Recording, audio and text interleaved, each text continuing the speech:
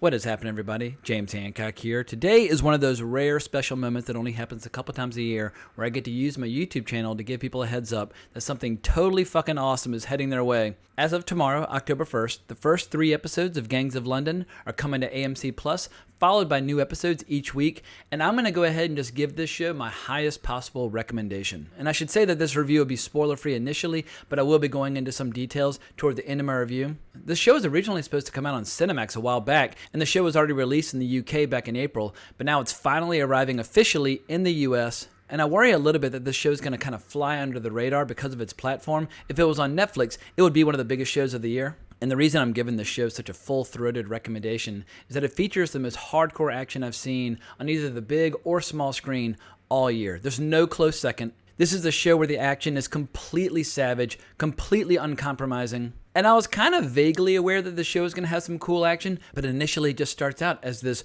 riveting crime saga with all these various competing factions and alliances in London and how they're grappling with this power vacuum after the assassination of the most powerful criminal in London. But then about halfway through the first episode, suddenly the show turns into the most kick-ass martial arts show that I've ever seen. It's the kind of action you would see in a movie like The Night Comes For Us, which is my favorite action movie of the last decade. Where the action, it's not a ballet, it's not a dance, it still has extraordinary choreography, but it's just brutal. Where anything within reach, whether it's the corner of a wall or a table or an ashtray or whatever, it's used in the most brutal fashion imaginable, so much so that my jaw just kept hitting the floor over and over again where I was like, oh my fucking god, like that's the most insane thing I've ever seen. But the first episode features 2 of these action scenes and I was just completely, totally floored. And when it ended, I just said to myself, that might be the best pilot for any show that I've ever seen. But I'm getting a little ahead of myself just because there's so much cool stuff to discuss. Let me just slow down and discuss some of the essential details. First and foremost, the series was created by Gareth Evans and Matt Flannery. Gareth Evans is most famous for directing the 2 Raid films, which are also 2 of the best action movies that I've seen in the last decade. And the cast is full of all kinds of recognizable faces from shows like Game of Thrones and Peaky Blinders. And if I were to pitch the show or try to persuade people to check it out, I would say it's one of those shows like Game of Thrones where you've got a variety of warring factions with divided loyalties, but it's a show that has the business cunning of a show like Succession, but then it also features this horrific but incredibly precise action, unlike anything I've ever seen on television. The choreography is just unreal. This is god-level stunt work, whereas you're watching it, you're thinking like, did any of the stunt people actually survive making this movie? At a minimum, they must have been hospitalized and sore for days. But the show has so many great characters, so many great performances, and what's interesting about all these warring factions within London is that it's not strictly divided along racial, cultural, or national lines. But this leads me to my one word of caution, or my one kind of sort of criticism of the show, is that initially, it's kind of hard to follow who all these various characters are. So just for the sake of clarity and simplicity, let me just read the synopsis that's on Wikipedia.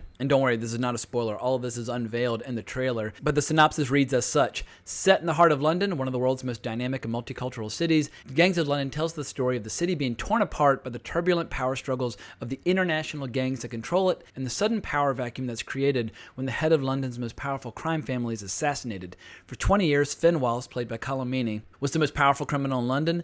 Billions of pounds flowed through his organization each year, but now he's dead, and nobody knows who ordered the hit. With rivals everywhere, it's up to his impulsive son Sean Wallace, played by Joe Cole, with the help of the Dumani family, headed by Ed Dumani, to take his father's place. If the situation wasn't already dangerous enough, Sean's assumption of power causes ripples in the world of international crime within the streets of London, which consists of the Albanian mafia, headed by Luan Dusage, as well as the Kurdish freedom fighters, Pakistani drug cartel, Welsh travelers, and various other criminal elements.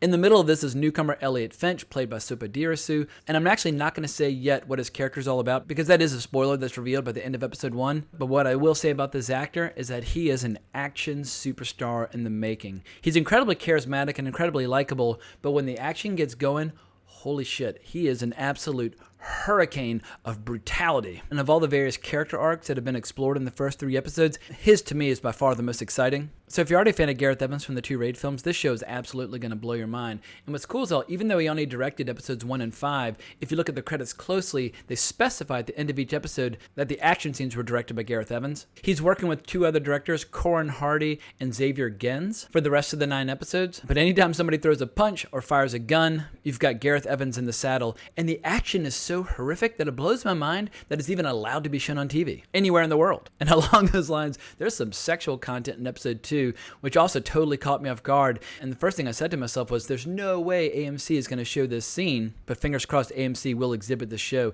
in its full uncensored form, because this show has the potential to change the streaming landscape forever in terms of what we expect and what we demand from action-driven entertainment. But I should probably caution some of the more timid viewers out there that this show is not for the faint of heart. The torture sequences in this show are as graphic and gruesome as anything I've ever seen in the most savage horror film that you care to mention. But there's one ingredient that I know will appeal to everybody, and that's the extraordinary cast that they've assembled for this show. And I don't want to just read off this laundry list of credits on IMDb, but I do have to give a shout out to Colin Meaney, who's been doing brilliant work for decades. I've been a fan of Joe Cole ever since I first saw him on Peaky Blinders. But as I mentioned before, it's Sope Dirisu, and I'm sure I'm saying that name incorrectly. But for me, he's the real standout or the real discovery, and I just can't wait to see where they take the character of Elliot next. At any rate, that's as far as I can go without going into spoilers. So if you want to go into this show totally fresh, bail out now. This is my last spoiler warning.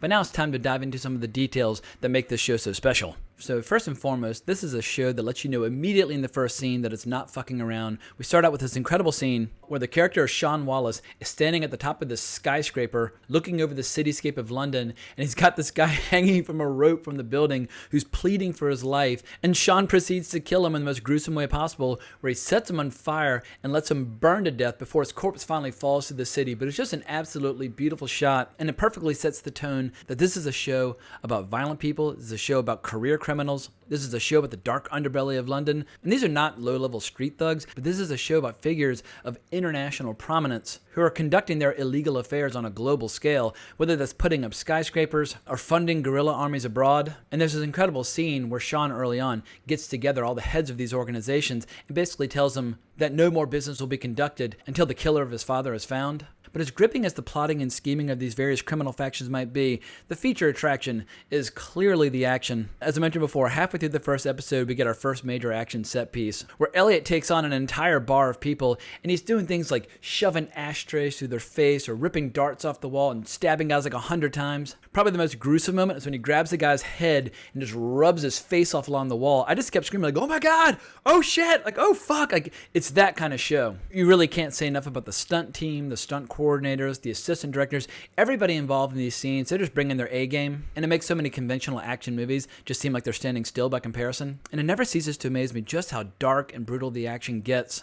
And in the second major action scene of the first episode, Elliot takes on this dude who basically is standing around in his underwear with a cleaver, who appears to have the strength of 10 men and just throwing Elliot around the room. But this action is just as exciting and just as brutal as anything you might find in a movie like The Night Comes For Us. And along those lines, there's a fight scene with an axe in the third episode, which is just as good as anything I've already mentioned. But it's not just the action scenes that are intense, it's the torture sequences where the show finds a new level of darkness to explore. Whether that's pikeys dropping cars on people's legs, or Nigerian criminals drowning people in wet cement. The scene that I'll never recover from is when the character Lale is looking for her husband, and she finds him strapped to a table with a bunch of fire underneath, where they basically have been slow cooking him, and as she reaches down to try to pull him off of it, we see that not only is his body so hot that it scalds her hands, but that his head is basically melted into the table, and his skull and his brains kind of come up like goo. I couldn't believe what I was seeing. And it's not just the violence that's graphic, there's some pretty graphic sexual content as well. In episode 2, it's probably the most graphic, high-powered, elite gay orgy ever portrayed on television. Because Sean's brother, he likes the fellas, but he also likes heroin. And this is basically a party where incredibly wealthy junkies can get together, shoot up, and suck and fuck until they're completely, totally spent. But the show has so much more to offer than just the sex and violence, because there's some incredible character work at play as well. And I just find it fascinating how Colin Meaney's character Finn formed this alliance with the character Ed, where they were kind of unified in the idea that in the city of London, there were so many doors that were closed to them due to their racial and cultural backgrounds, and that their goal in their criminal alliance was to make sure that they would eventually find a way to get behind every single closed door in the city. And how, in spite of their racial differences, they came to regard each other's children as basically children of their own. And it's interesting seeing Sean's relationship with Ed, who's basically become a surrogate father for him in the absence of Finn. And because I'm now in my spoiler section, I can acknowledge the fact that Elliot is, in fact, an undercover cop. And what makes things even more interesting is that he's got this incredible sexual tension with the daughter of Ed. So who knows where that's going to go.